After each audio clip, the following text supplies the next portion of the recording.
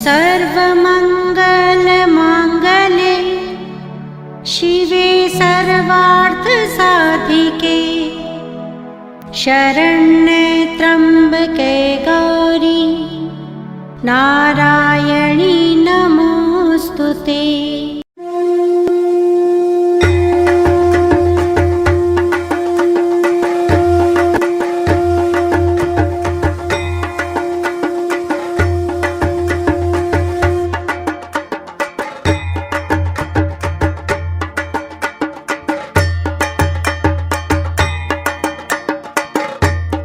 दक्ष प्रजापति लगे बोलने, मां को क्रोध आने लगा।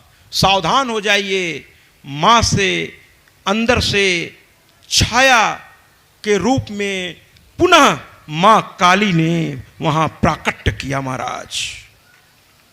और ये सती धीरे से छाया सती से बोलने लगी कि मैं इसे नहीं मार सकती, ये मुझे देखिए, मां से सीखिए बच्चों, कितना सब कुछ हो रहा है, लेकिन कहती हैं ये मेरे पिता हैं, मैं इनको अपशब्द नहीं बोल पाऊंगी, जबकि ये मेरे शिव मेरे पति को लगातार बोले जा रहे हैं, लेकिन मैं नहीं बोल पाऊंगी। तुम छाया सती के रूप में अब इनका सही उपचार करो। और मां अपने स्थान से अंतर्ध्यान हो गई और इस खेल को, मेरे बार बार कहने के बावजूद आप लोग इन बच्चों को, तो कुल मिलाकर के छाया सती सामने आ गई, मां चली गई, और इस खेल को ब्रह्मा विष्णु जो वहां बैठे थे बड़े बड़े देवता, वो भी देख नहीं पाए। वो तो सती ही समझ रहे थे, लेकिन वो छाया सती थी। और उन्होंने अब कहना शुरू किया, अरे दुष्ट सावधान, तुमने शिव का इतना कुछ कहा, जिस शिव को देवों का देव कहते हैं, महादेव कहते हैं, उस शिव की तुम्हारी इतनी हिम्मत। और ये कहकर उन्होंने फूंक मारी महाराज, हवन कुंड बुझने लगा। और क्रोध में इतनी आवेश में आई, कहीं तू मेरा पिता है, मैं तुझे ज्यादा कुछ बोल नहीं सकती, और मां तो खैर उसकी कोई गलती भी नहीं है, इसलिए मैं तेरा नुकसान न करते हुए, क्योंकि मैं पुत्री हूं, मेरे अधिकार सीमित हैं, इसलिए मैं तेरा नुकसान तो नहीं करूंगी, लेकिन तेरे द्वारा दिए गए इस शरीर को आज यहीं पर योगाग्नि में भस्म करती हूं। और उन्होंने योग साधना में बैठ गईं। चारों ओर से अग्नि उठी और योग साधना के माध्यम से प्राणों को उन्होंने ऊपर की ओर किया और ब्रह्मांड से होते हुए प्राणों को निष्कासित कर दिया। और काहे का प्राण, ये तो मैया है, जगत जननी है, जगदम्बा है, वो वापस जाकर के उस अपने धाम पहुंच गई। इधर हाहाकार मच गया, काली ने तांडव करना शुरू किया महाराज। और पहुंचे महाकाल, काली गई महाकाल को पास, शंकर भगवान को पता चला, उन्होंने जटा पक उठा करके पीटी। वीरभद्र नाम का एक व्यक्ति पैदा हुआ, और उस डिटेल में बहुत नहीं जाएंगे क्योंकि मुझे माँ पार्वती को भी अब ले आना है। और वीरभद्र ने वहां पर पूरा विध्वंस कर दिया, हाहाकार मच गई महाराज। फिर ब्रह्मा जी गए, हाथ जोड़े, शंकर भगवान का नमन किया, वंदन किया, कहा प्रभु मत करिए ऐसा, ये माँ की लीला है, चूंकि आपने उनका त्याग कर दिया था, अब वो इस रूप में ज़्यादा दिन, क्योंकि वो आपके पत्नी रूप में आपके पास रहना चाहती हैं, वो फिर जन्म लेंगी महाराज, आप क्यों परेशान हो रहे हैं, फिर जन्म लेंगी वो, और वो आपको ही स्वीकार करेंगी, आप उनके अलावा किसी को स्वीकार नहीं कर सकते, वो भी आपके अलावा किसी को स्वीकार, ये तो 7-7 जन्मों का बंधन होता है। बार बार वो चाहेंगे कि यही मेरे हों, हर पत्नी चाहती है यही मेरे हों। और कुल मिलाकर के महाराज किसी तरह शंकर भगवान को समझाया गया, वो आए, फिर सबने उनकी स्तुति की। दक्ष भी रोने लगा, जबकि उसका सर धड़ से अलग हो चुका था, वीरभद्र ने काट दिया था। तो फिर भगवान ने मतलब प्रसन्न होकर के बकरे का सर उनके सर से जोड़ा गया, विश्वकर्मा जी ने जोड़ा। मैं थोड़ा तेज चल रहा हूँ कथा को लेके। और कुल मिलाकर दक्ष ने स्तुति की महादेव की, भगवान प्रसन्न हुए, यज्ञ पूरा हुआ और सब कुछ करके वो निकले। लेकिन अब की बार उनकी नजर सती के शरीर पर गई महाराज, और वो शरीर को उठाया, कंधे पर लगाया और लेकर तांडव करने लगे महाराज। पूरे पृथ्वी ने कहा अगर इनको नहीं रोका गया तो प्रलय आ जाएगा। तो चुपके से उन्होंने चक्र सुदर्शन को कहा बड़े आहिस्ते से, धीरे धीरे माँ के अंग को काटो। जब तक माँ का ये शरीर रहेगा शिव शांत नहीं होंगे। इसीलिए मृत्यु के तुरंत बाद घर के बड़े बूढ़े कहते हैं जल्दी ले चलो, जल्दी ले चलो, अंतिम संस्कार करो। क्योंकि जब तक लाश पड़ी रहती है घर के लोग रो रो के बेहाल होते हैं। तो बड़े बूढ़े समझदार होते हैं, भैया उठाओ उठाओ, जल्दी चलो चलो चलो, हाँ हाँ ठीक है उठाओ उठाओ उठाओ उठाओ, और ले जाकर के अंतिम संस्कार कर देते हैं। कुछ दिन बाद धीरे धीरे लोग अपने को समझा लेते हैं कि अब तो खत्म हो गया किस्सा ही। तो अंतिम संस्कार बड़ा जरूरी होता है महाराज, है ना। जिसका ठीक से अंतिम संस्कार नहीं हो पाता किसी वजह से, वही लोग फिर भूत प्रेत जो आप लोग कहते हैं उसी योनियों में भटकने लगते हैं। वो लोग मत बजाइए, कोई पीछे पड़ जाएगा। तो कुल मिलाकर के महाराज अब इनके सर, इनको धड़ मतलब सब कुछ अलग होने लगा और इनका अंग जहां जहां पर गिरा, आप अब ताली बजा सकते हैं, वहां वहां शक्तिपीठ का प्रादुर्भाव हुआ। देवी पुराण कहता है कि 51 जगह शक्तिपीठ है। देवी श्रीमद् देवी भागवत कहता है 108 जगह है। दोनों पुराण में देखिए है देवी की ही कथा, लेकिन श्रीमद् देवी भागवत महापुराण 108 शक्तिपीठ कहता है। देवी पुराण 51 कहता है। कालिका पुराण 52 शक्तिपीठ कहता है। अलग अलग विचार मतभेद हैं, लेकिन 51 शक्तिपीठ की मान्यता ज्यादा है, इसलिए हम लोग 51 ही मानेंगे। 51 जगह पर इनके अंग गिरे और जहां जहां गिरे वहां वो प्रस्तर हो गए। और भगवान शिव ने स्वयं बाद में जब शांत हो गए, पहले तो गुस्सा हुए, कहाँ गई लाश, कहाँ गई लाश, नहीं गए, कहाँ गई मेरी सती, कहाँ चली गई मेरी सती। वो तो भगवान विष्णु को ही श्रापित करने पर तुले थे, लेकिन नारद ब्रह्मा जी हाथ जोड़ के शांत किए। अरे महाराज ये जाएंगी तभी तो आएंगी, हैं भाई, कोई जाएगा तभी तो लौट के आएगा, इसलिए अगर कोई जा रहा है तो उसे हंस के विदा कर दीजिए। रोइए मत ज्यादा, उसकी आत्मा को दुख होता है, फिर वो छोड़ नहीं पाता आपको, उसकी मुक्ति में आप बाधक हैं। बार बार रोइए नहीं। हाँ कभी कभी याद तो सबको आ जाती है, दिल में याद रखिए, लेकिन ज्यादा आंसू बहाएंगे तो वो दुखी हो जाएगी वो आत्मा, तो विदा कर दीजिए। अब उसका उतने दिन लिखा था, विदा कर दीजिए। ज्यादा दिन रहता, कष्ट में रहता, आपको देखा जाता क्या, उसको तकलीफ होती रहती, आप देख पाते, उससे अच्छा चला जाए। कम से कम वहां तो शांति मिलेगी, यहां नहीं मिली तो वहां तो मिल जाए। ईश्वर से प्रार्थना कीजिए, अपने इष्ट से कि इसको अपने धाम में जगह दे दीजिए, इसके कष्ट का निवारण कर लीजिए। ऐसी प्रार्थना कीजिए आप सब जाने वाले के लिए। तो कुल मिलाकर के महाराज बात यहीं खत्म हुई और प्रभु ने 51 शक्तिपीठ, और खुद जब शांत हुए तो मां ने आदेश दिया कि सबकी पूजन करके स्थापना आप ही वहां करेंगे, प्राण प्रतिष्ठा आप ही करेंगे। भगवान शिव ने प्राण प्रतिष्ठा की और हर स्थान पर भैरव रूप में वहां रक्षक बनकर वहीं वो बैठ गए। हर शक्तिपीठ के अलग अलग देवियां हैं, वहां के अलग अलग भैरव शक्ति हैं हर शक्तिपीठ के। और आपको सुन के आश्चर्य होगा, कुछ शक्तिपीठ तो अब विदेशों में है महाराज। आपको सुनकर और आश्चर्य होगा कि एक शक्तिपीठ पाकिस्तान में है, वहां जल्दी कोई जा नहीं सकता, जाने नहीं देते सब वहां, लेकिन अगर कोई चला गया तो बड़ा सिद्ध है, बल्कि बहुत सिद्ध है वो जगह। कुछ श्रीलंका में भी है महाराज। और हमारे वहां मान लीजिए विदेश तो नहीं जा सकते, लेकिन कम से कम हिंदुस्तान में जहां जहां है वहां वहां जाकर हो सके तो मां के दर्शन करके अपने जीवन को कृतार्थ कीजिए महाराज। और इसमें सबसे प्रमुख है कामाख्या। कामाख्या मंदिर सबसे प्रमुख है।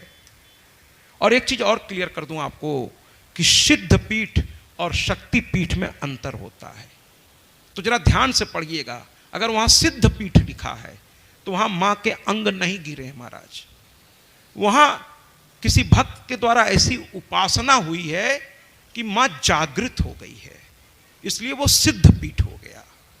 लेकिन जहां मां के अंग गिरे हैं वो शक्ति पीठ है। और विंध्याचल ऐसी जगह है महाराज जो शक्ति पीठ भी है और सिद्ध पीठ भी है, इसलिए विंध्याचल का भी अपना महत्व है, मैहर का भी अपना महत्व है। ये शक्ति पीठ के साथ साथ सिद्ध माने सिद्ध भी है, जागृत भी है वहां। ऐसे तो हर स्थान पे मां जागृत ही है, लेकिन सिद्ध पीठ का अपना एक महत्व होता है, वहां विधिवत पूजाएं होती हैं, इसलिए वो सिद्ध हो जाता वो जगह। और शक्तिपीठ, इस कथा को अभी माता पिता के बारात में जाने का सौभाग्य आप में से किसी को मिला है क्या? नहीं मिला ना। लेकिन ये जगत जननी जगदम्बा की बारात है, इसमें हम सबको जाने का सौभाग्य मिलेगा, जबकि ये हमारे माता पिता हैं। मां पार्वती रूप में तपस्या किया, हिमालय ने भी तपस्या किया, और अब की बार ब्रह्मा जी के कहने पर हिमालय गए और उन्होंने जाकर के मां की अलख जगा दी। मां की अलख जगाई उन्होंने और मां से प्रार्थना करना शुरू किया। अब की बार भी हिमालय पर जाकर जहां गंगा अवतरण हुआ है, मां की प्रार्थना करना उन्होंने शुरू कर दिया। और उस प्रार्थना के बाद मां का प्राकट्य देवताओं के सामने हुआ। आइए ना एक गीत के माध्यम से, बहुत छोटी सी एक गीत, और ये गीत संभवतः शायद बजी होगी, लेकिन यहां पर मुझे बजाना है क्योंकि हिमालय बहुत बड़े भक्त थे।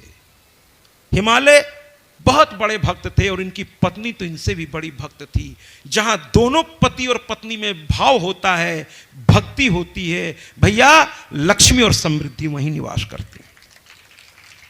अगर एक आगे बढ़े कि मुझे ये मां की पूजा करनी है, मां की कथा सुननी है, तो दूसरा उसका टांग न खींचे, अभी नहीं।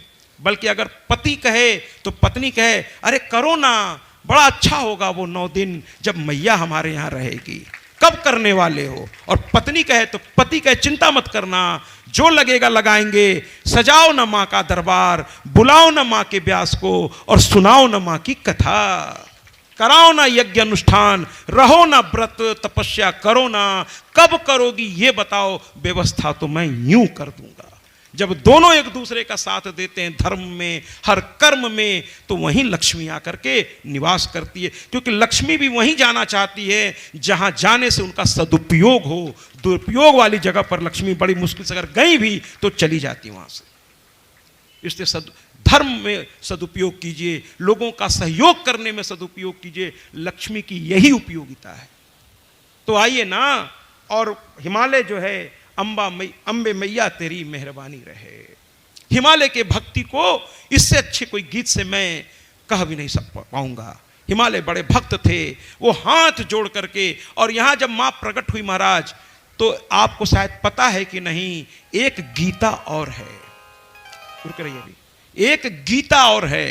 एक कृष्ण ने अर्जुन को सुनाई थी, उस गीता को तो हम सभी जानते हैं, लेकिन हिमालय ने भी गीता का उपदेश मां से लिया। और तालियों से स्वागत कीजिए, उस गीता को देवी गीता कहते हैं। इस पर 3 दिन का अलग से हम लोग चलाते हैं, 3 दिन का एक अलग ही इसका होता है। और बड़े बड़े विद्वान संत जब कहते हैं देवी गीता सुनिए महाराज जी, तब कहते हैं चलिए, लेकिन उसमें फिर ज्ञान योग, कर्म योग और भक्ति योग पर चर्चा, लेकिन वो बड़ी गंभीर चर्चा होती है, वो आम आदमी के समझ में नहीं आती। जब संत बैठते हैं तब ये सब चर्चा होती है। ज्ञान योग, भक्ति योग और कर्म योग, इन्हीं तीनों योगों को मिलाकर देवी गीता बनी है, या वो वाली गीता भी इन्हीं तीनों को मिलाकर बनी है, इन्हीं तीनों को मिलाकर। तो देवी गीता पे तो नहीं जाएंगे महाराज, लेकिन हिमालय ने मां को पुकारा, अंबा मैया तेरी मेहरबानी रहे। भाई मौज सबको नसीब नहीं हो, हिमालय जानते थे मां सबको नसीब नहीं होती। मौज सबको नसीब नहीं होती, जिंदगी सबकी खुश। मैं यहाँ नहीं कहूँगा ताली बजाइए, आप पिछुआ बजाइए, अगर भाव में है तो हिमालय की तरह मां को पुकारिए।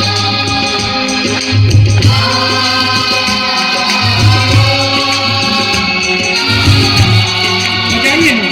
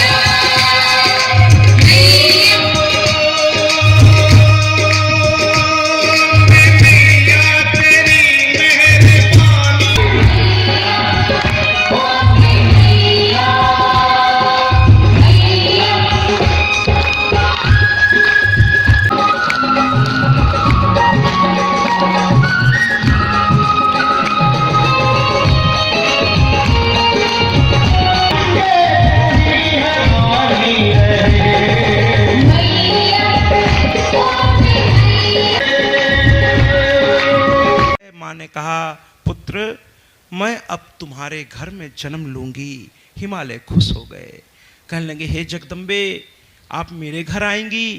कहे हाँ, लेकिन तुम जरा बच्चों को चुप करें, तुम दक्ष प्रजापति वाली गलती मत करना। हिमालय ने कहा, नहीं माँ, मैं गलती करूंगा ही नहीं, मैं तो आपको नैनों में संभाल के रखूंगा। माँ पार्वती रूप में प्रकट हो गई और हिमालय जी तालियों से स्वागत कीजिए, बोलिए ना पार्वती मैया की पूर्णावतार, पूर्ण रूप से अवतार ले लिया। अब इसके बाद कभी बिछड़ेंगे नहीं ये दोनों, अब हमेशा के लिए गौरा महादेव एक साथ हो जाएंगे। अब आज के बाद अब उनको नहीं बिछड़ना है, भगवान ऐसे ही सबकी जोड़ी बनाए, है ना।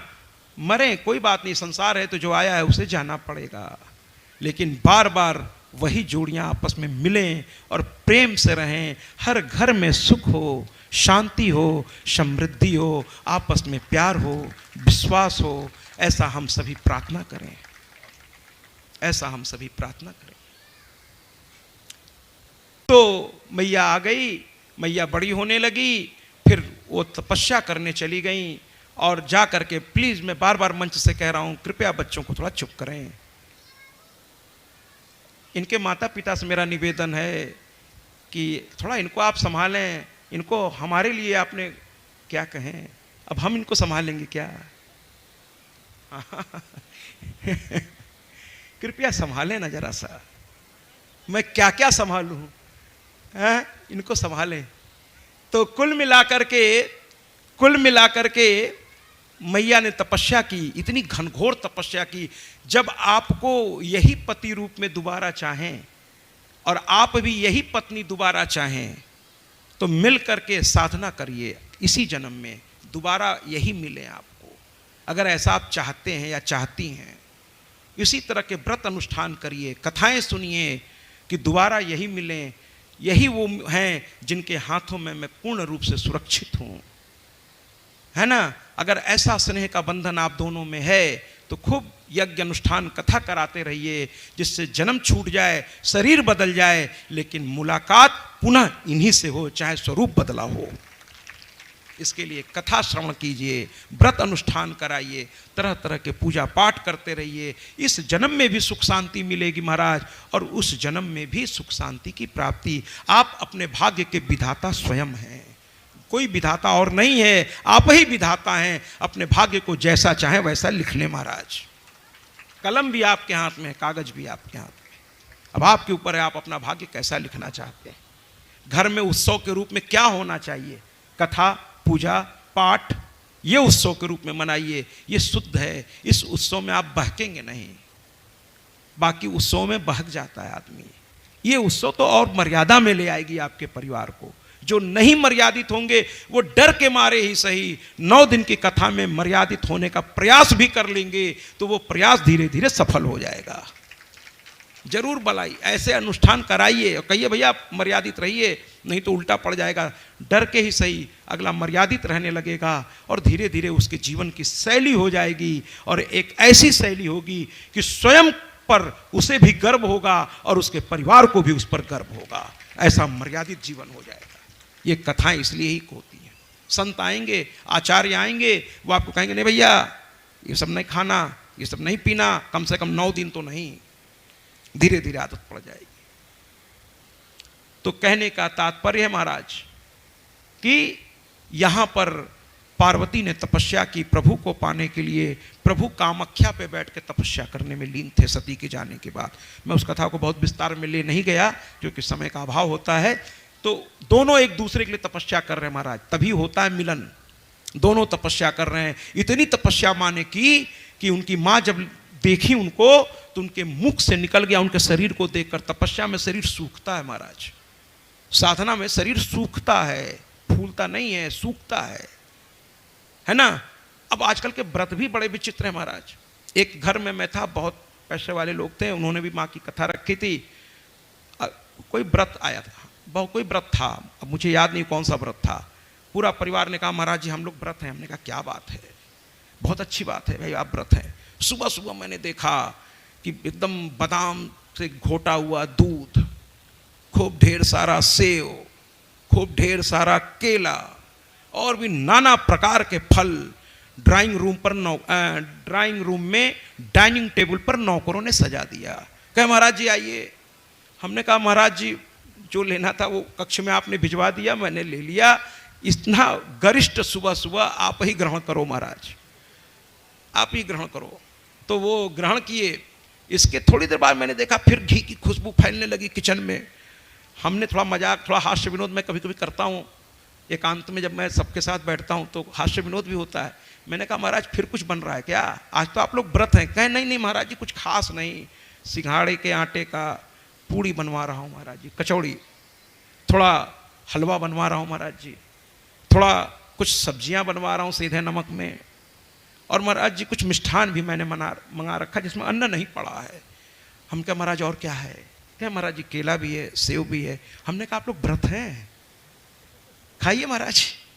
दोपहर में प्रेम से उन्होंने छक के भोजन लिया व्रत वाला। कहे महाराज फलहार लिया है। हमने कहा बिल्कुल बहुत अच्छा है महाराज। शाम होते होते फिर वही बादाम घोटा हुआ दूध, फिर केला, फिर सेव, फिर न जाने क्या क्या।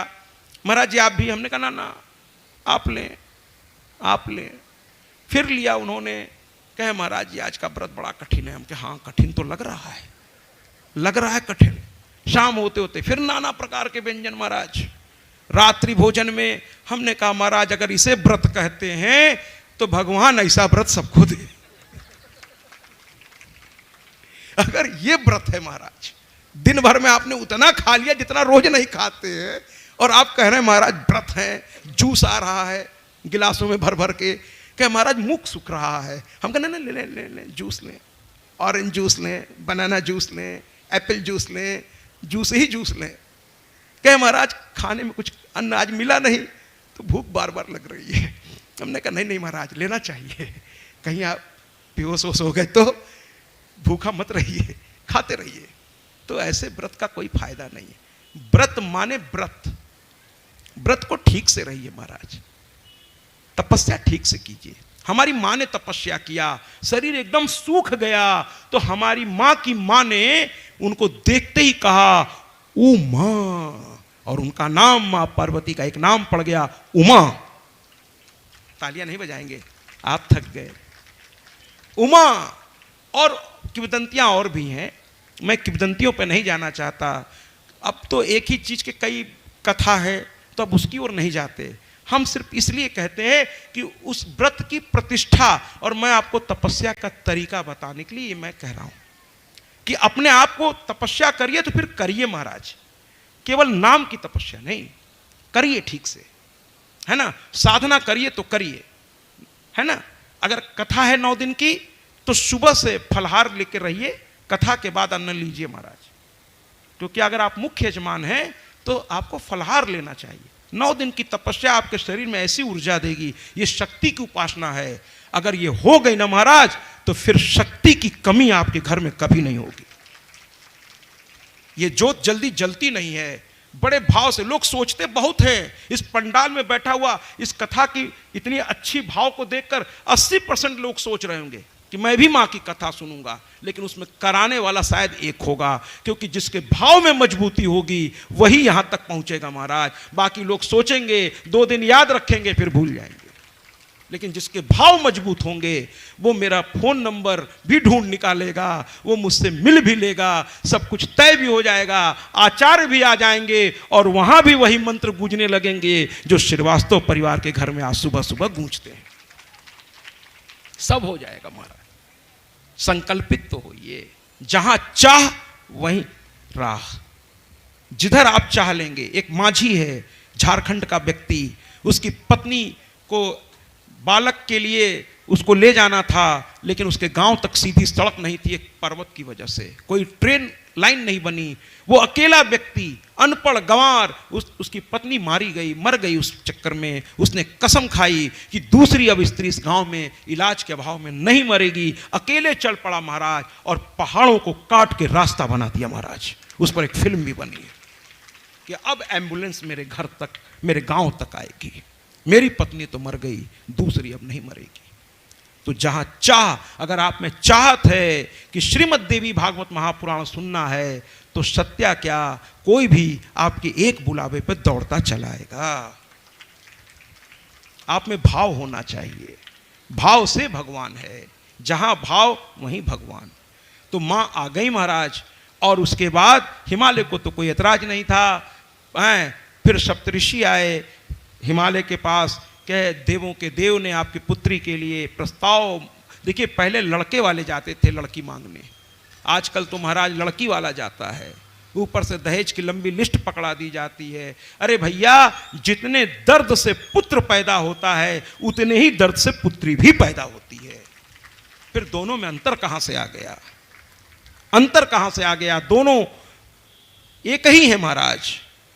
इसलिए आपने अगर अपने पुत्र को दिया है तो अगले ने भी अपनी पुत्री दी है। इसलिए दशरथ जी जैसा बनिए कि जनक ने जब कहा हमारी पुत्री से कोई गलती हो जाए तो क्षमा करिएगा, मैं अपने हृदय का टुकड़ा आपको दे रहा हूं, तो जनक जी ने जब कहा, हाथ जोड़ा, दशरथ ने उनके हाथ को पकड़कर अपने सर पे लगाया, कहा महाराज आप तो अपनी पुत्री दे रहे हैं, आप तो अपने कलेजे का टुकड़ा दे रहे हैं, लेकिन मैं अपनी गृह लक्ष्मी को लेकर जा रहा हूं, उसे तकलीफ नहीं होने दूंगा, आपसे भी ज्यादा संभाल के अपने पलकों में से रखूंगा।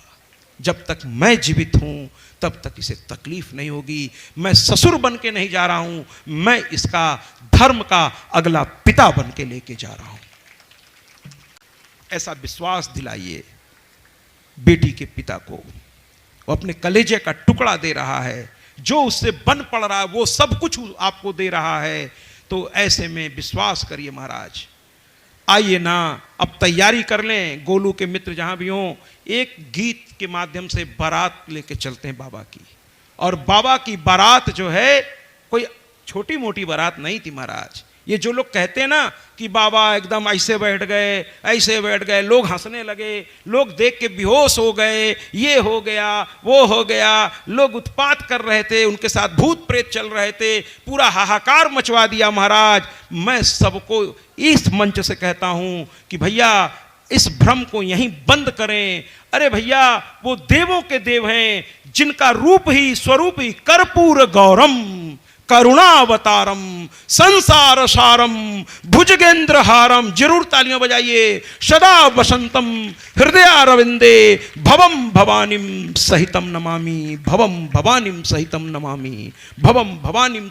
ऐसा सुंदर स्वरूप बाबा महादेव का। और मैंने अभी शुरू में कहा था कि एक छोटा सा छोटा व्यक्ति भी ससुराल सज धज के जाता है महाराज, कि ससुराल जा रहे हैं और हमारे बाबा ऐसा कोई हरकत करेंगे जिससे उनके सास ससुर का सर नीचे हो जाए। ऐसा हमारे बाबा कर सकते हैं क्या? किसी को नहीं करना चाहिए। आप ये विवाह जो होता है दो शरीर का मिलन नहीं होता महाराज, ये दो परिवारों का मिलन होता है। एक दूसरे का सम्मान बढ़ाइए महाराज, एक दूसरे को नीचा मत दिखाइए। विवाह में ध्यान रखिए कि लड़की वाले गर्व से कहें, ऐसी बारात उनके अड़ोस पड़ोस वाले कहें, गांव के लोग कहें, शहर के लोग कहें, ऐसी मर्यादित व्यवहार कभी ना आई थी और शायद आवे, बार बार आवे महाराज। तो ऐसा मर्यादित बारात लेके जाइए। उस बारात के बाराती इतने मर्यादित हों कि लोग कहें वाह क्या बात है। और दूल्हा तो भैया उस दिन का राजा होता है, वो उस दिन का राजा होता है। और भैया आजकल के जो बारात निकलती है उसमें तो क्या कहें, क्या क्या नहीं होता। हाथ जोड़ते हैं आप लोगों के। बारात में भी आगे ब्राह्मणों को करिए, वैदिक ब्राह्मण जो आपके आचार्य हैं, आपके गुरु हैं, आपके संत हैं, उनको आगे आगे चलवाइए। सारी आदि व्याधि कट जाएगी महाराज। पीछे माता पिता चलें, उसके पीछे यार दोस्त चलें। यहाँ यार दोस्त माता पिता बुजुर्गों को ढकेल के सबसे पहले पहुंच जाते हैं और गाते हैं आज मेरे यार की शादी है। अरे यार तेरे यार की शादी है, तू क्यों पागल हो रहा है भाई? आज मेरे यार की शादी है। हम लोग भी गाएंगे, लेकिन यार की शादी नहीं है, आज तो मेरे बाबा की शादी है। आइए ना अपने अपने जगह पे खड़े हो जाए और अपने अपनी जगह से ही बारात वाले मूड में आए। और गोलू के मित्र अगर मेरी आवाज़ सुन रहे हो तो मंच की तरफ आस नहीं है महाराज, ये भोलेनाथ की बारात है। और जा कहाँ रही है? माँ जगदम्बा के घर। आज इन दोनों का मिलन होने वाला है, बरसों का बिछड़न शांत होने वाला है। कृपया अपने अपने स्थान पर खड़े हो जाएं। इसके बाद बारात पहुंचेगी और आरती, आरती के बाद आज की कथा विसर्जन।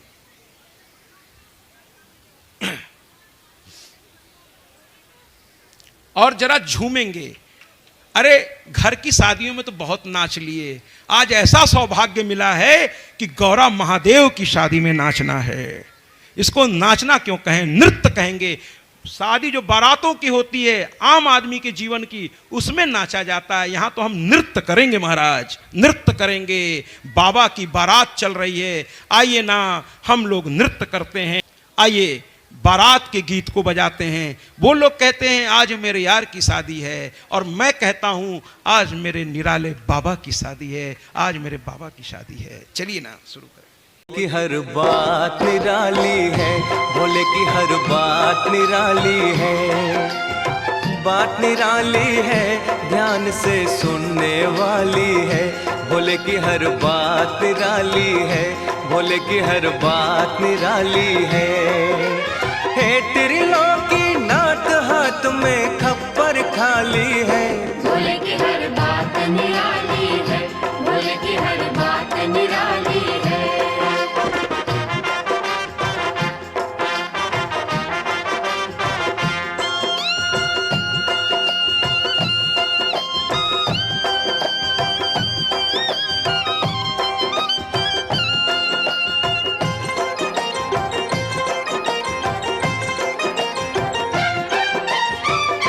तीनों लोकों में बाजे इनकी करुणा का डंका, दान कर दी थी शिव ने हंस के सोने की लंका, हंस के सोने की लंका, दिया देवों को अमृत आप विषपान किया है।